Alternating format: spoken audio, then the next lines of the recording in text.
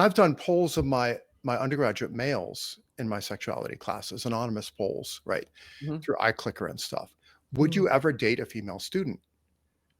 Would you ever date a female student that you meet on campus? About two-thirds say absolutely not. I would Two-thirds? not, What's Two-thirds? the right? point of going to go? Oh my gosh. I know. And Wow. then, right, so they're terrified, right? Would you like to know more? Hello, everyone. I'm so excited to see all of you here today because today I have both Malcolm and Geoffrey Miller on the podcast. This is really exciting because, one, we admire his work a lot. Geoffrey Miller is an American evolutionary psychologist. He's also an author and associate professor of psychology at the University of New Mexico, where he teaches a course on human sexuality, among other things. He's also mixing with university students who are in the thick of dating, which is what we're going to be talking about today. Dating markets are broken. What do we do to fix them? How can people find a partner if they actually want one? So we're really excited to get into this. Welcome to Base Camp, Geoffrey. It's great to be here and great to see you guys again. Great. And I want to note that this isn't just like if you're a young person and you're like, oh, I'm interested in this for me. This is also going to be highly useful to parents because any parent right now who wants their line to continue, one of the biggest challenges you're going to have to overcome is how do you secure a partner? How do your children secure a partner within this corrupted market right now? Yeah. It's bad. It's dire. What are you seeing out there, Geoffrey? Like, do your students talk to you about dating at all? Or are they like, I'm not gonna go there? Are they not dating? Yeah. Well, they want to be dating. You know, the guys want girlfriends, the women want boyfriends. And I actually have a daughter who's 29 and, active in the dating scene. And we talk a lot about what it's like out there. I talk a lot about the current dating apps and their failures and their frustrations with my students. We have, long discussions both in my human sexuality class, and I also teach a course on effective altruism. I teach courses on human emotions and motivations. And yeah, I've even taught a course on alternative relationships that covers all kinds of unusual things, including traditional Christian monogamous marriage as an alternative relationship. It so is, though. So we get this impression sometimes that younger generations are in some ways moving in a more trad direction because they're like, all the other stuff. Actually, are you seeing this trad movement within your students? Are you seeing it, or is it just not there? I mean, here in Albuquerque, New Mexico, everything is a little bit behind the curve. I mean, we're not in Brooklyn, we're not the Bay Area, so stuff comes here 5 years later, after it goes everywhere else. But I certainly see an interest in getting serious about finding a long-term mate and people talking about demographic collapse and people being aware of it as an issue. And certainly my 20-year-old students talk to their 40 to 50-ish year old parents, right, who are also keenly concerned, like, we want grandkids, when are you going to deliver grandkids to us? And so there's a lot of discussion about that, and there's widespread frustration with dating apps, right? A lot of the kids are on Tinder and Hinge, and they find it an incredibly frustrating, demeaning, dehumanizing process in different ways, depending on whether you're a woman or a man, right? But there's widespread dissatisfaction out there. And particularly on college campuses, right, which used to be epicenters of the mating market, which used to be wonderful places to meet people. A lot of that has been shut down, actually quite cynically and deliberately by college administrators. What? Wait. Okay, so how? Talk more about this. Yes. Okay, so about 8 or 10 years ago, I was on our UNM college committee to revise our sexual misconduct policies, right? And so this was setting the policies, rules, and norms about basically dating on college campuses. And I've talked to a lot of other faculty, other places who have been involved in this kind of thing. And basically, I would raise questions like, look, there's trade-offs here. Like, yes, we want to minimize date rape. Yes, we want to minimize sexual harassment, unwanted sexual attention, stalking. That's all bad. But on the upside, it would actually be nice if our students could date each other, right?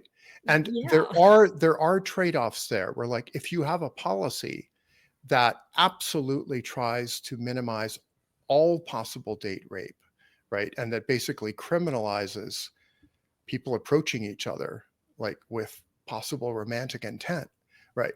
I said, if you're going to do that, you're going to stop the formation of couples on campus, right? And everybody else on the committee was like, we don't care about the college campus being an effective mating market. We do not care.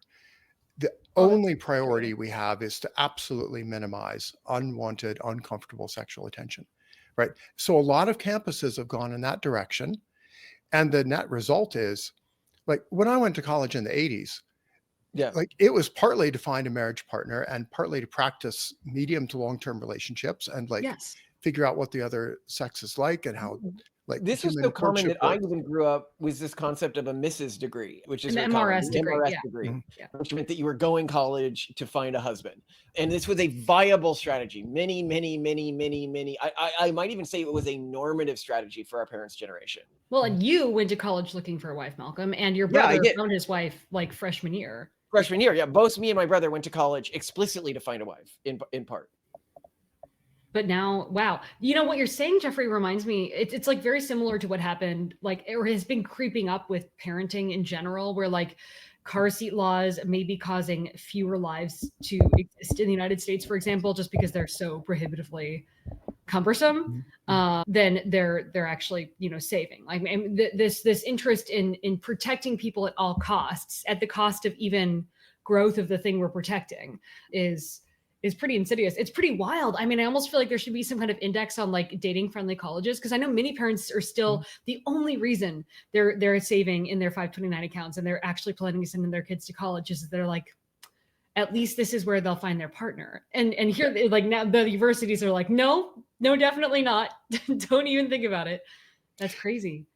Yeah. Oh. So if you're a parent and you actually want your kids to be able to find possibly a spouse or at least enjoy a long-term relationship and use college as, among other things, a mating market, call the college's dean of students and ask, Ooh. what exactly are your policies? Are you a dating friendly campus, or are you all about like absolutely minimizing like sexual unwanted Very sexual interesting. contact, right? Call them up and ask them, because it's often the dean of students and, you know, to some degree the DEI officers and so forth. It's the administrators who are pushing this kind of stuff.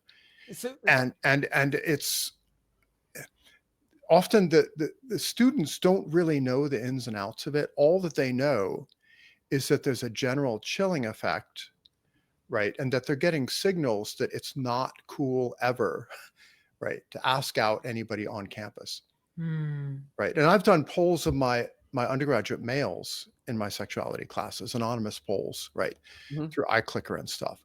Would you ever date a female student? Would you ever date a female student that you meet on campus? About 2/3 say absolutely not.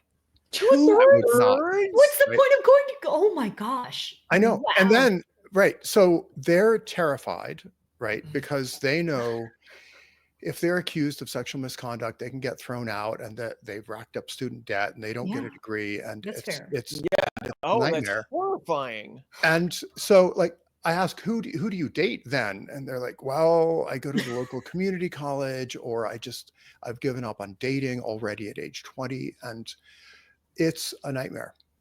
That is wild. What do you also poll your female students? Are they having, like, are there interesting asymmetries also that you're noticing between men and women, willingness to date? I mean, there have been some things that have gone viral on TikTok recently where young women are like, well, I'm going out, my tits bouncing, I just wish someone would catcall me. Like, they're really getting to the point where they're getting frustrated because no one's paying attention to them, I guess because there's so much liability around it. But are you seeing, like, what are you seeing in terms of different experiences dating between men and women that could be a leading indicator of something interesting? I think the young women are not aware of just how terrified the young men are about these campus misconduct policies. They're not tuned into this. Like, they know, this is weird. Nobody's dating me, approaching me, trying to talk to me. Why not? Right. Part of the issue is sex ratio. So a lot of college campuses, it's roughly 2 women for every man. Right? It's getting to like 60% female, so 1.5 to 2 women per man. And that, as you guys know, shifts the power in the mating market towards male short-term mating, Yeah. right? Yeah. And Oh, this there is was a why, great study on this, by the way. Just a side note here. I don't know if you've heard of this study, but there was a study that looked at the percentage of women on college campuses and dating norms within college campuses. And the more women you have on a campus as a proportion of the more promiscuity you get, whereas the fewer women you have, the more monogamous relationships are. yeah, that's right. And that's what all the data seem to show. And so if you get female dominated campuses, you might think naively, oh, that gives women the power to set the norms in terms of Mhm. relationships. No, no, no, right? The sex that is in higher demand and it has heterosexual dating market has more power. So the men have more power, and that means they can impose, to the degree that men are on average more interested in short-term mating and casual dating and casual sex and hookups, right? Then the women are kind of forced into that. And that's exactly why when Tucker Max and I wrote the Mate book 10 years ago, we said, like, if you're a young man, you should try to go to a campus that's, got a high proportion of women and you'll have more bargaining power there. But if you're a young woman, right, you want to go to like Caltech, right? Or Yes. one of the rare kind of engineering oriented schools that's a little bit more male dominated. Smart. Ooh, the good tactical tips coming in. Although I do wonder if calling the dean of students would work if you're talking about a religious conservative university, because they do often have, like, I mean, BYU, for example, has some pretty Yeah, stringent I've talked with rules. fans of the show, and the number of them who want to go to BYU is actually really high. Like most of them are very strongly considering BYU.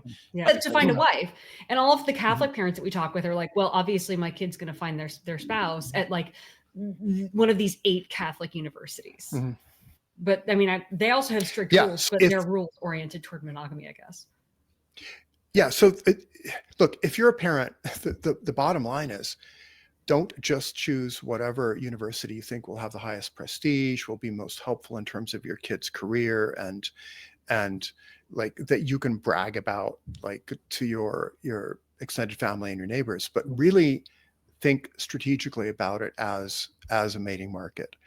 And even if it's not kind of a hardcore Catholic or Mormon university, at least find out, like, do the administrators think it's okay for students to date each other, Yeah, or that is do they important. basically really discourage that?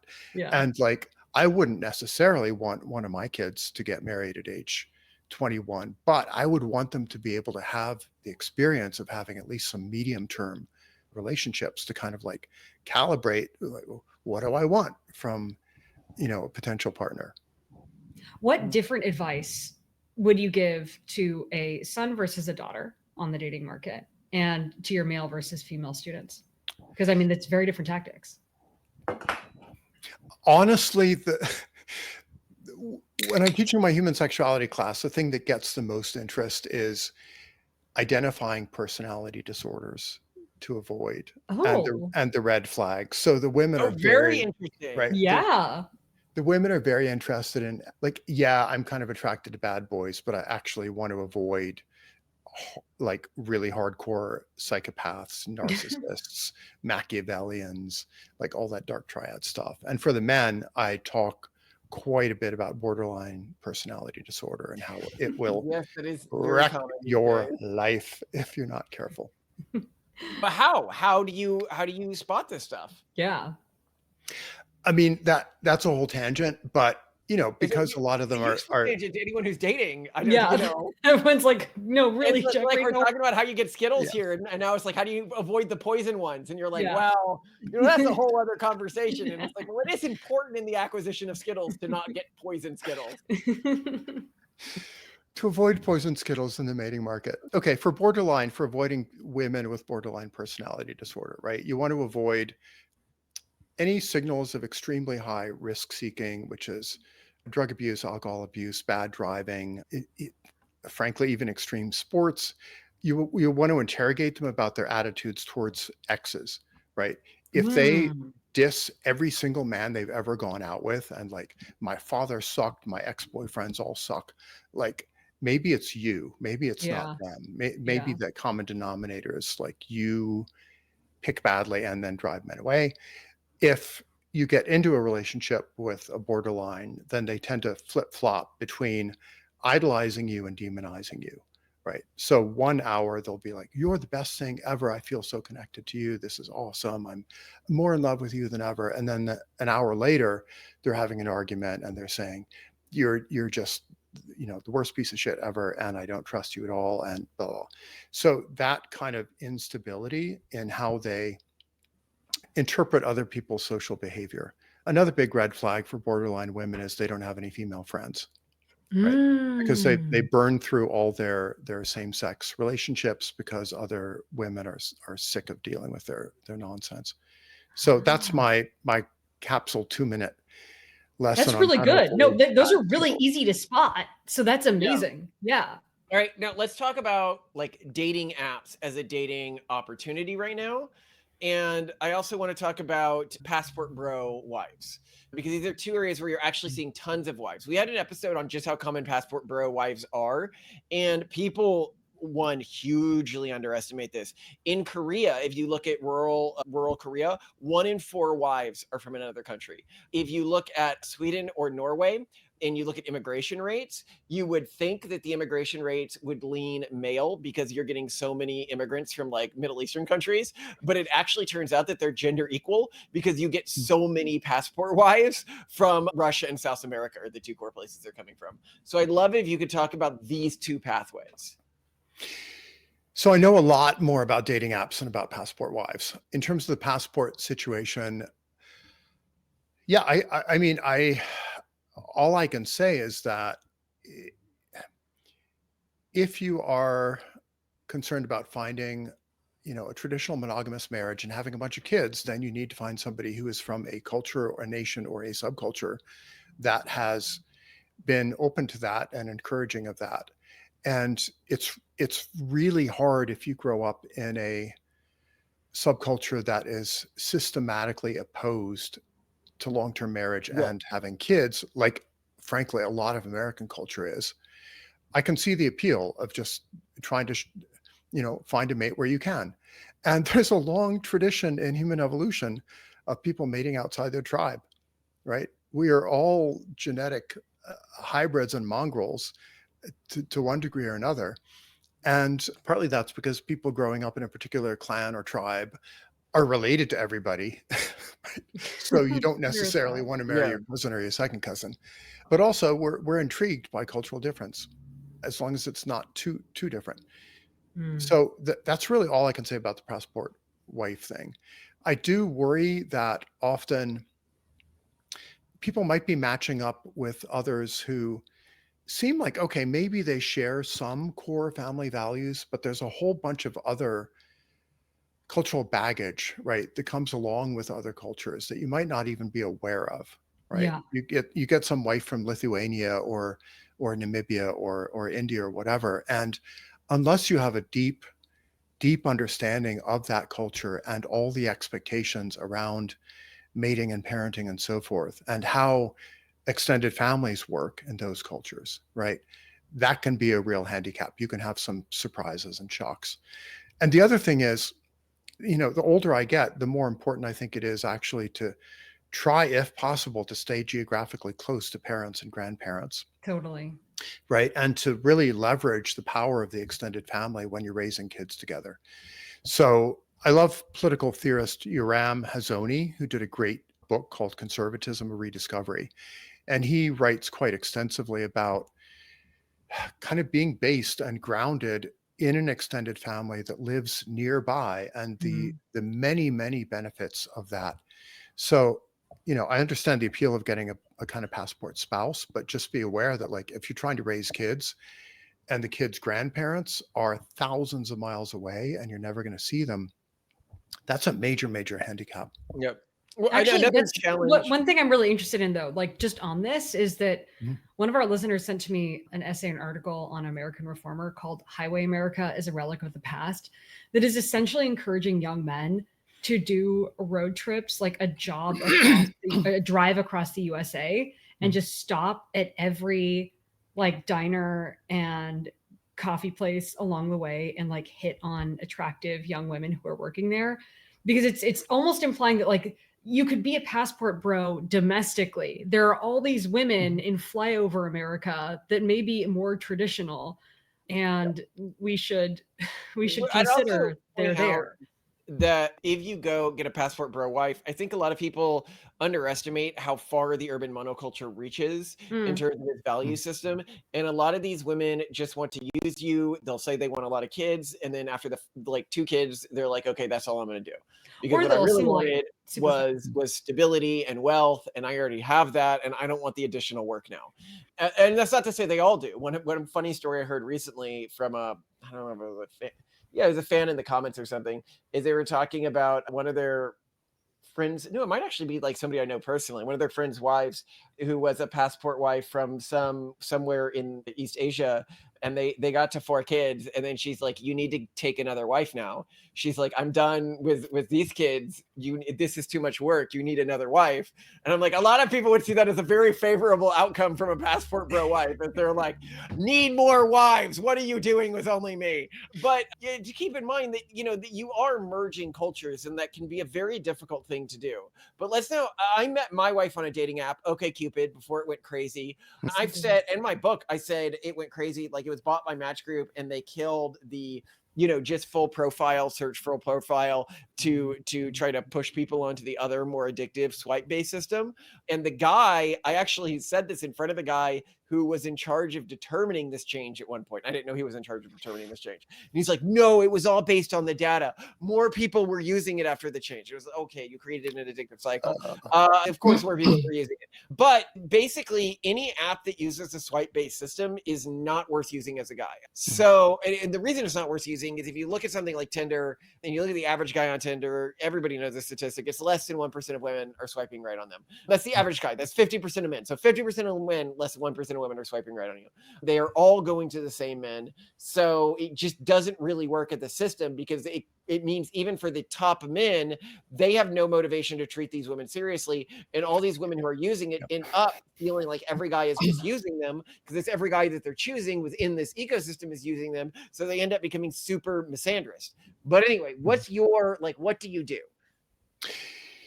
Yeah, and I would echo, like, when I was using OkCupid to date, like 10 to 12, 14 years ago, it was awesome. It was so great. good. And I think I answered literally all of the 3,000 plus Same, questions that because were you could sit used up there and to farm match. attention. You'd end up in people's feed with your Yeah, answers. Look, yeah. Simone came up with And a unique system where she would do the answers in long form so that it would show up on people's feeds.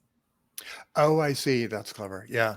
But yeah, the Match Group absolutely killed it. And they are now in the business of monetizing subscriptions and eyeballs and not creating matches. The stats I've seen is that roughly 1 in 5 million swipes results in a marriage Oh my God. on those Oh apps. no. I mean, it's literally less. You'd have to swipe all day, every day, particularly if you're a guy, right, to get even a reasonable number of dates. And then because the algorithm isn't matching you effectively based on any kind of psychological traits or life interests or politics or religion or interest in family formation. And this is why I've started working as a sort of consulting scientist with Keeper, which is a new dating app that really tries to help people who seriously want to get families, right, to find each other, and particularly based on deeper psychological compatibility. So Yeah, I'm interested in Keeper because it seems to me like the new Match. So when I was on OkCupid, I was just looking to date at that time. Like, I didn't want to get married, but then there was another girl at my office who really wanted to get married, and so she went to Match.com. And then, like, a couple months later, she met the guy who then, like, 1 month later after that, became her fiance, and they got married, and like it was done. And I'd known a bunch of people who just done that. It was like Match was for closers, and I think that's kind of fallen apart, or it's not really for a demographic that's relevant to young people. And when I first heard about Keeper, it sounded so mysterious. It was like, well, you have to like put down $50,000 and then you only get it if you get married, or like something like it required a ton of commitment. And I think it's changed a lot since then. But I was really intrigued by like, what are some smart people's entrepreneurial take to like get people to actually commit? Because I feel like switching costs now are so low, and the desire to actually commit is so low that people, even when they're matched with someone who's a really good potential partner, They're like, Mhm. like she's not a Brazilian model. Like, I'll pass. I'm not feeling it right now. Yeah. They're not taking Yeah. it seriously. So what does Keeper do? Because I think they had to walk back the financial commitment part, because I don't think they were going to get a lot of customers doing that. But like, what's going on? So, I mean, the economic model is basically you want to make sure that the people who are on a serious dating app are really actually serious about finding a long-term partner. So they do still have a marriage bounty plan where you Okay. basically sign a contract that says for not just for marriage, but different milestones of the relationship. Like, if you have been dating for a year or you're actually cohabiting, or if you get married, or even if you have your first kid, Mm. there's kind of an escalating payout structure, right? So that basically your incentives to find the long-term mate are absolutely aligned with the dating apps incentives in terms of revenue generation. And then there's a second model, which is basically you pay per contact, you pay per date, right?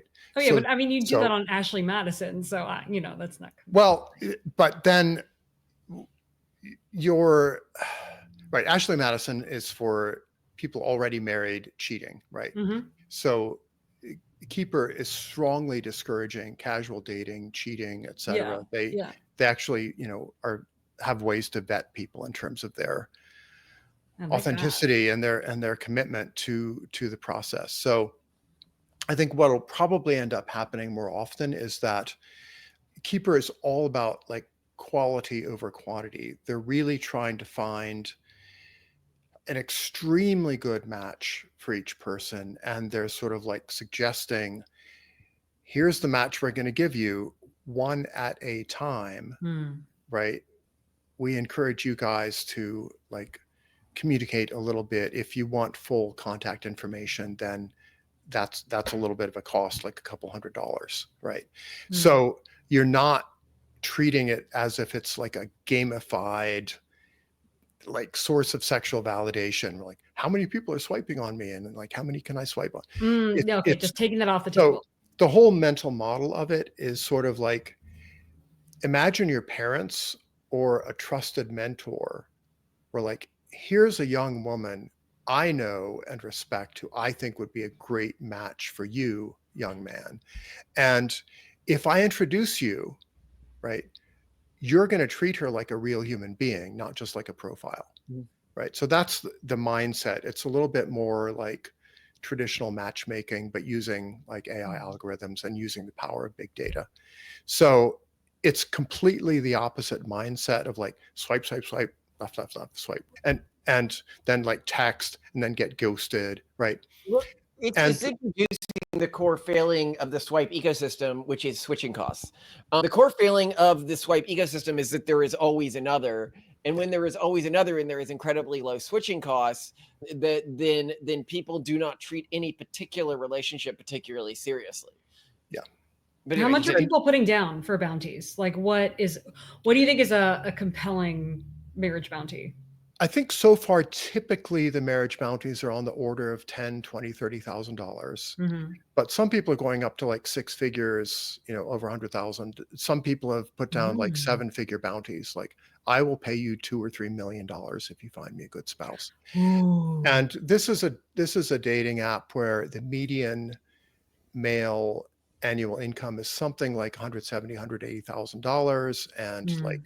the top quartile is mid six figures. So these are successful people, and a lot of them, if they're serious about finding a spouse, are willing to pay for it. And they know, like, look, if you're some entrepreneur and or angel investor or whatever, and you've got a serious net worth, then finding a good wife or husband is a massive life benefit. How much is it worth to you, right? To find someone who's A, extremely compatible and wants to have a bunch of kids with you, and B, where you're so compatible that the likelihood of a disastrous divorce is very, very low. it's funny when you mention marrying, wealthy people, and I think that this is, in different classes often marry within the class. And my mom, when I was looking for a wife, around the time I was dating you, she's like, "Why don't you just go to debutante balls? You can find great wives at those." And I was like, Mom, how do you think I'm going to get invited to a debutante ball? I live in effing like Scotland and San Francisco. You think they're having debutante balls in San Francisco? You need to be aware of where certain like groups are meeting within each generational pool and update as that switches. Mm. Yeah, and it is a colossal failure, honestly, of older millennials and Gen X like me and the boomers, that we have failed to maintain and update those kinds of informal or formal mating markets. Like when I was in high school, there was a thing called cotillion, right? And if you Oh yeah. were a sort of bourgeois Yeah, I young did man cotillion. or woman, right, you would go to these things like 4 times a year, and all the young men would dress up in tuxedos, and then they would dance to punk music, and you would get used to interacting with other people in the cotillion group as real people. And often they were going to the same high school as you, but you saw them in a new context where it's like, this is romantic. There's candlelight, there's music. It's at a country club. That's cool. But what are the modern equivalents, right? Church, yes, that can work. College clubs, yeah, but then you got the sexual misconduct policies to worry about. Yeah. CrossFit, right? Going to Yeah. some demanding leisure activity that has a decent sex ratio, that can work. I mean, that's how my Mm. co-author Tucker Max found his wife. He's like, Oh I'm going to really? go to CrossFit classes, and I'm going to find a registered nurse, Oh, right, at a so CrossFit class, specific. right? And he tuned it in, and he found one, and she's great, and she's smart, and now they have whatever 4 kids and live in rural Tennessee, and they're out there, and he's teaching his kids how to do long range precision rifle shooting, and it's Living great. the dream. Yes. Living the dream. That's so interesting. Okay, well, so I mean, one thing that Malcolm and I talk about a lot is basically arranging marriages, or very lightly arranging marriages for our children, or at least doing matchmaking. We've created this group of parents with kids of similar ages to our kids. And then when they start hitting age 7, age 8, we're going to try to get them on like, summer camps together, vacations together, hanging out, doing stuff together, maybe once a year, once every other year. So they start to get to know each other. And then later on, set up Discord servers, all sorts of things. So like virtually, they might like play video games together or something. And then over time be like, hey, you're 21, you're 18. Like, have you seriously considered so-and-so? We think that a lot of people aren't really talking about how really only until very recently in human history have families and parents stopped becoming involved in their kids' matchmaking and dating lives. I mean, now it's kind of considered weird for a family to even weigh in or provide an opinion on a boyfriend or girlfriend. And I get it, because you could lose your kid if you they insist they have to marry this person and you hate them, then they're going to choose them and you lose your relationship with your kid. But on the other hand, I think a lot of people would appreciate having a little bit more help and guidance, even if they might complain about it. What are your thoughts on getting involved in and meddling in your children's dating lives? I'm all for it. I think absolutely. And, thankfully, like with my daughter, we talk quite a bit about her dating life and her relationships and her mate choice criteria. And she knows I've written books about this, so I'm not just some random old dude. But I think a lot of parents have a real failure of nerve. I think they're absolutely gutless on this issue. And Mhm. they need to weigh in, and they need to start doing it from the time their kids are teenagers, and be willing to say, I just don't think she or he is right for you, but let me explain why, and let me unpack it. Let me give you my life experiences, right, that are my relevant source of wisdom about how this particular red flag, right, in this young person is going to play out in the future. So the Nice. parents have to be articulate about it. They have to connect it to their own life experiences. That requires a bit of vulnerability. But I see this massive failure of parental duty, like where, oh yeah, you're allowed to give your kids advice on education and career, but not about mating. And it's so dumb, because like in retrospect, my parents, when I was a teenager, could have easily found like a dozen young women who I would have actually had quite a happy marriage with.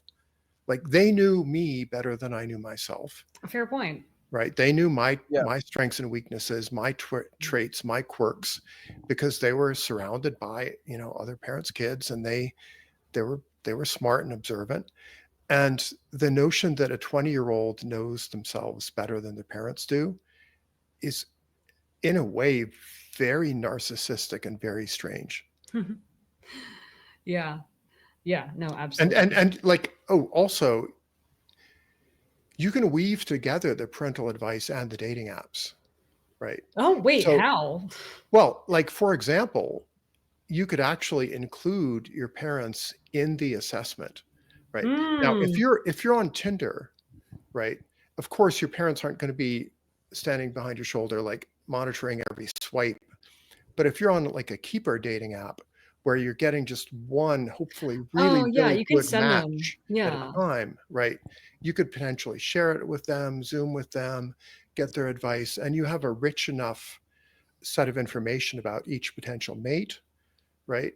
That the parents could look at that and go, yeah, well, actually, let me explain to you why, like, hopefully keeper is even smarter than you are about why this would be a great match, or maybe why not, right? And Yeah. so we would ideally want to empower young people to, like, fold their family and their friends into this dating app experience, I like right? that. So if you're not comfortable doing it with your parents, at least maybe do it with your siblings, at least do it with housemates, with friends, whatever. Don't keep it as like your secret little vice, like Tinder or Hinge, where it's like, I just do this to be like a solipsistic, like, seeker of Yeah, sexual it's validation. interesting you mention this. One of the things we talk about on this channel a lot is cross-cultural differences. And a big difference across the American cultural groups, and you can go to our videos on the backwoods cultural tradition, everything like this, and the various cultures, is some groups like the backwoods cultural tradition, which is like the Appalachian cultural tradition, primarily vets spouses through siblings, and then other groups primarily vet spouses through parents. And I just happen to be through a culture that primarily vets spouses through siblings. And so this is to say that there are many ways that you can build a vetting system for spouses that rely on people who know you better and rely on the crowd opinion. Mhm. But the crowd opinion is always going to be better than your individual opinion. And I know that as a society we have completely atomized romance, but it's really stupid, especially if you want to get married as young as you need to have a lot of kids. Recently we did an episode, I don't know when it'll go live, but it was on we need more teen marriages. And the biggest problem with teen or young marriages is, I mean young, early 20s, whatever, is that you don't fully know yourself yet. You don't know who you're going to become, and you're not fully myelinated. But your parents and your friends, like aggregately, the people around you know you. The people who have a vested interest in your future know you. And this is why so many societies used people like that for marriage choosers of these. And people can be like, well, what about love? And it's like, well, love isn't, it didn't exactly evolve within a context that's meant to choose a perfect spouse. It's meant to make you love whoever you think is going to be the parent of your kid, because then you don't kill them or the kid or anything like that. It's not meant to be a spouse choosing mechanism within an evolutionary context. Yeah, and I'll just for those who are brothers, sisters, moms, dads who are listening to this and thinking like, how can I get involved in a way that's meaningful? Malcolm actually, his whole family got involved in pitching me to him, kind of. Like one, Malcolm participated in that very early on in our dating, even when I was under the impression that we were never going to get married. You introduced me to your dad. It You was like introduced within me to day your mom's 20 dad. or something. It was you introduced me to your dad in like the first, and then after we broke up, you literally, you were out of the country and you had me go to dinner with your parents who were in town. Hmm. And then after we got back together, so like his brother and sister got involved, just hammering Malcolm on like, you need to marry her. She's right for you. Wait, do you remember this? Wait, what do you remember I about do. Miles and I Brittany? also, they were just like, Malcolm, in that way that they always are. Malcolm, you need to you're not going to find anyone else. You're impossible. She's the only one who'll deal with you. And then your mom started sending both of us engagement rings that she found on First Dibs. And she just kept sending the rings and sending the rings and sending the rings and then being like, oh, I'm going to come, visit. You should propose to her here. You should propose to her there. And she's just like a constant force in both of our lives, making it really top of mind and making it like, I think a lot of parents just aren't necessarily thinking about like, how can I get People involved? think about doing this. Like the reason I got married at the age I got married at, and I think that a lot of people they don't see this is I had a family that was around me constantly telling me to get married to this person, and they didn't say this for other girls I dated. They'd never said this about any girl I dated before, that you need to marry this girl. They even moved up the timeline. They actually moved up, like his family moved up the timeline because I was like, well, I want Malcolm to propose to me when he can, through his work, afford to pay using his own salary for an engagement ring. I don't know, like it's a stupid thing on my, I don't know why I said that, but I did. And Malcolm's mom was like, oh, it's just that? And she like pulls off her earring, which is just this like big diamond. And she like slides it across the table. And she's like, all right, turn this into a ring because you can afford this. Like, she's just like, she was like, okay, what do we need to do to close? Her constant phrase to the family was dinners for closers. She just was always about like, let's get it done.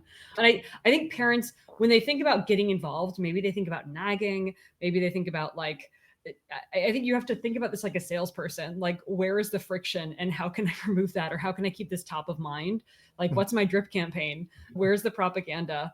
So, okay, Geoffrey, you're totally trapped now because I'm going to put you on our list of matchmaking families for your youngest daughters because we've got really great young men for them to consider later on in life. And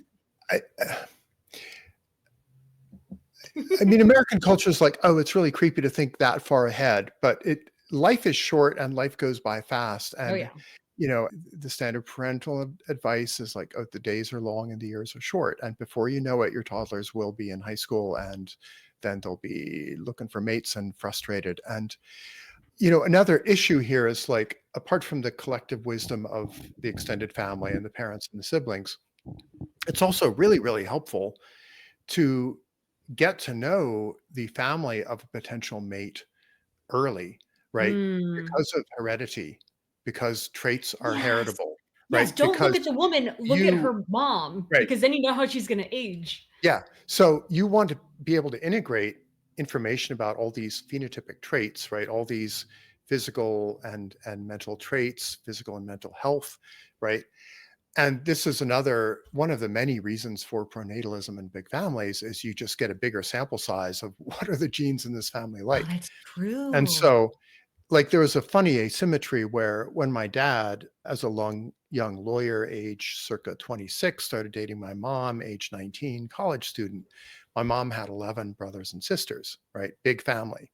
Wow. So my dad could meet all these siblings and just see the mosaic of traits, right, expressed in all these siblings and get a much better kind of estimate of what my 19-year-old mom was going to be like versus my dad was an only child. So she had to assess him just based on him and his parents. And that's pretty much it. Right. So one hidden cost of very, very small families is it makes potential suitors less confident about like, what really is this person like? Because I can't see the way that similar genes are expressed in siblings and parents. Yes. That's really interesting. There's even this old Victorian dating guide that was written where the author was also like, just don't date an only child. They're going to be too selfish and their parents clearly failed to thrive. Like he just like was completely writing off all single children, even in the Victorian age. There's got to be some wisdom to this. Yeah, I actually don't think it's the case that the single kids are sort of messed up psychologically per se. It's just you don't know as much about the genes that they likely to carry because you don't have as big a sample of their relatives. 100%. Yeah, that's a really good point. Okay, final rapid fire question. In what way or to what scale do you think we're totally super screwed by AI boyfriends and girlfriends coming online and providing basically the ultimate sink for anyone who decides like, I am just gonna just Yeah. focus on hedonism and this perfect boyfriend, girlfriend that I can, Mhm. eventually plug into a very responsive sex doll, like whatever, right? Like Yeah. it's going to get way more advanced than it is now. Do you think that we're super screwed? Or are we just going to lose a certain portion of the population that only cares about a certain type of pleasure? Well, what do you think is going to happen as this rolls out? I think it's a big problem, and I think we're going to be blindsided by it.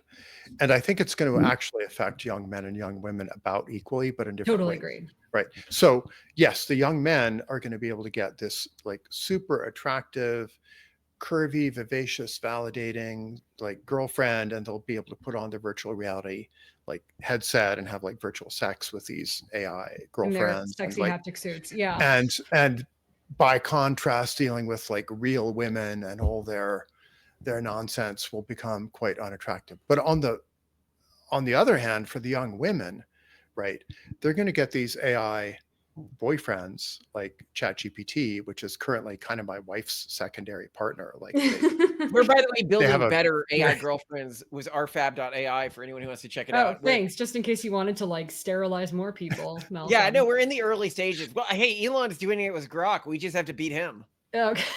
yeah. Simultaneously through And one side of the mouth.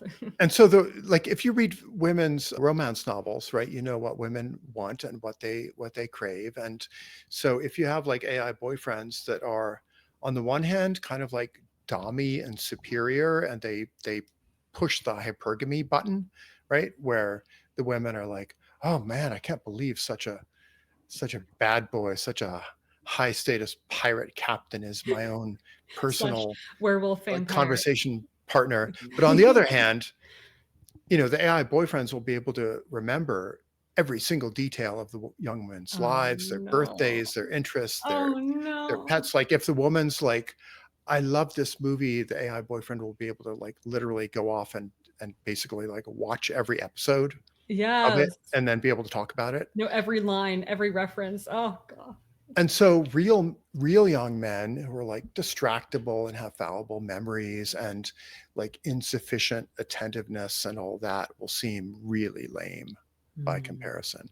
So I worry a lot about this. And I think it's one of probably my top 5 AI risks that, I would be concerned about. So AI for matchmaking, great. AI for fake boyfriends and girlfriends could be very dangerous. But on the okay, what's the silver lining? You could potentially design an AI boyfriend or girlfriend that is specifically to level up social skills. Yeah, a lot of people are arguing this. That's a good point. Yeah. Maybe you could do that, but then you'd have to be really careful about how exactly are the economics of the AI boyfriend girlfriend software makers aligned really with the long-term interests of the users, right? Is it really leveling them up, or are they just getting a kind of gamified like way to overcome my alleged autism kind of thing? Yeah, I don't know. The way dating apps have devolved on the broader scale, aside from, some of the more innovative, really results-oriented ones, suggests the outlook not good. But I don't know. I mean, part of our approach that we're taking with our kids is more like, if you want pleasure, sure, use AI for that. But marriage is as much a career choice, a survival choice, as it is. I mean, it's really actually not at all from our perspective about pleasure or romance. I mean, it's great if those things are there, and that should, compatibility is important, et cetera, et cetera. But like, we're trying to raise our kids to not think that, because I mean, for the vast majority of human history, and maybe, I mean, you can comment on this because you're probably way more informed on this from an evolutionary psychology perspective, but for the vast majority of human history, human pair bonding has not necessarily been about romance or love. And yet now modern people are expecting a courtesan without paying them a salary, without having the budget for that. Like they just want someone who will amuse and pleasure them, who is perpetually young and attractive, when that's never been what marriage has been about. I mean, it's been about like a sort of commercial, religious, family-oriented agreement. And we're trying to reorient our children around that all this romance stuff is this other thing that is better handled with AI anyway. So just use AI for that, and then think of marriage as something completely divorced from it. But how are you thinking about preparing, especially your younger kids, for this? I mean, there's some time, you can see how it plays out a little, but what are your initial thoughts?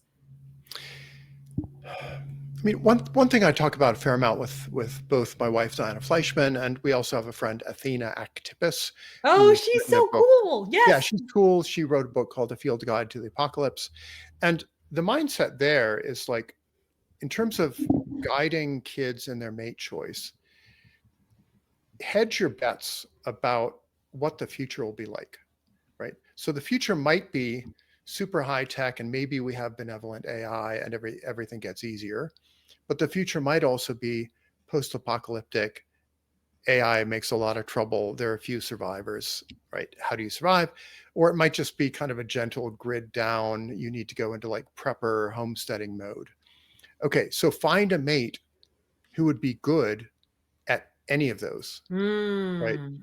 Game out what are some likely and plausible scenarios, and try to find, a partner for your kids or for yourself who is going to be as at home in making a living podcasting as they are at milking cows or defending your homestead against marauders, right? Or dealing with, a Butlerian jihad when you're all fighting the AIs.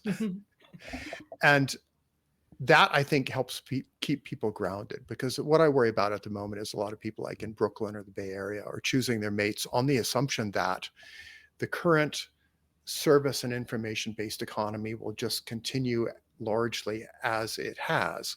And at this particular point in history, that seems more unlikely than many other possibilities.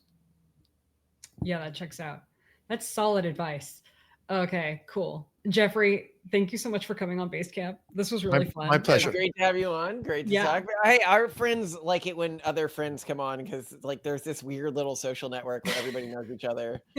Worlds collide. Yeah, but also you provided a lot of really good tactical advice that is not stuff that's obvious to us. So this is very useful. I'm thinking differently about the way we're gonna tweak our propaganda and messaging with our children. So I'm really excited about this. Tweak our propaganda and messaging. I mean, these things are important. Simone, important. We don't brainwash our children, even a little. Never. That would never happen in our house. They are crazy.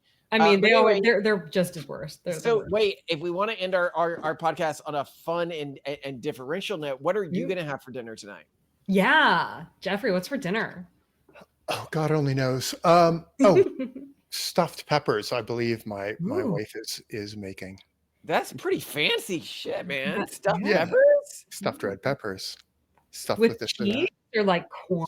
With cheese and whatever our kids will eat. Yeah. So, we've got these eating stuffed peppers. My God. No. Oh yeah, we try to feed them pretty well.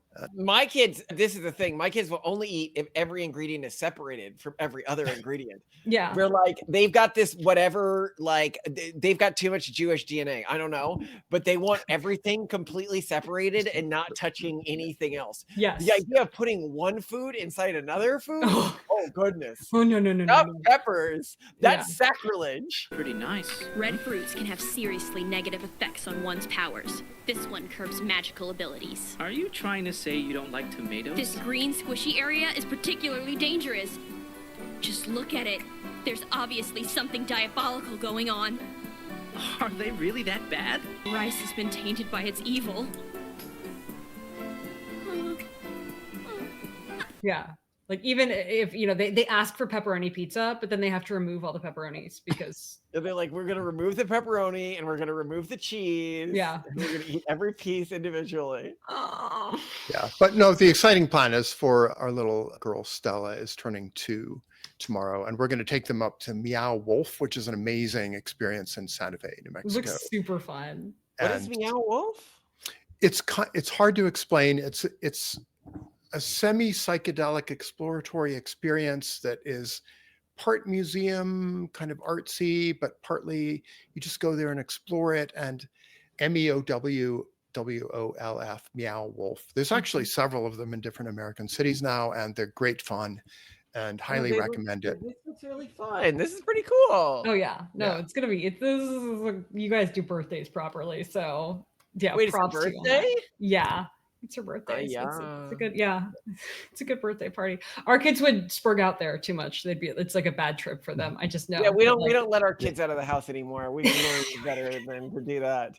We had Well, a our bigger problem is they busk and they steal. So we can't take them anymore because it's just too dangerous. they barely steal, Simone. Okay, but they mostly busk intimidate very other kids. aggressively, so we can't. You told me the story of a kid goes to school, he comes back with a Pokemon card. We go, how did you get this Pokemon card? And then he tells me, well, another kid at school ripped my art. And I was like, well, what does that have to do with this Pokemon card? And then he goes, well, I told him that if he didn't give me his Pokemon card, I would tell the teacher. And then we're like, Octavian, that's blackmail. You shouldn't do that. And he looks at us very sternly and he goes, there have to be consequences. Yeah, when it comes to propaganda in our household, I feel like our children are more heavy on the propaganda than we are. So, but yeah, He's like a little John Wick. Consequences. I think it was this. We're so scared. We're so scared. Oh.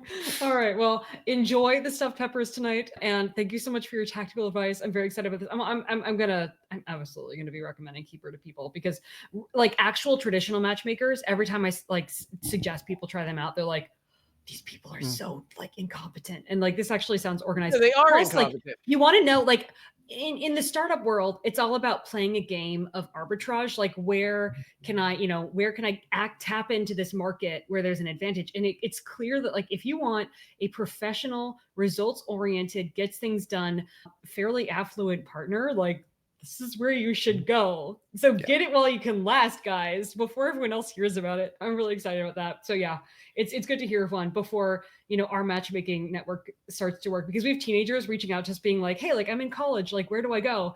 And we're like, well, we'd add you to our matchmaking network, but it's all like 2 to 5 year olds now. It's not really going to be your thing. I mean, maybe if they want to be like, age gap relationships in like 10 to 15 years, but not yet. So what you going to do? All right. Well, thank you very much, Geoffrey. Good to see you guys. Take care. All right. Have a great day. You too. No, Toasty, you fill the gun with water from the hose. Yeah, from the spigot. Not by filling your mouth and spitting in it. Octavian, did you show him that? No. That's not how you do it, buddy. Yeah, go reload then.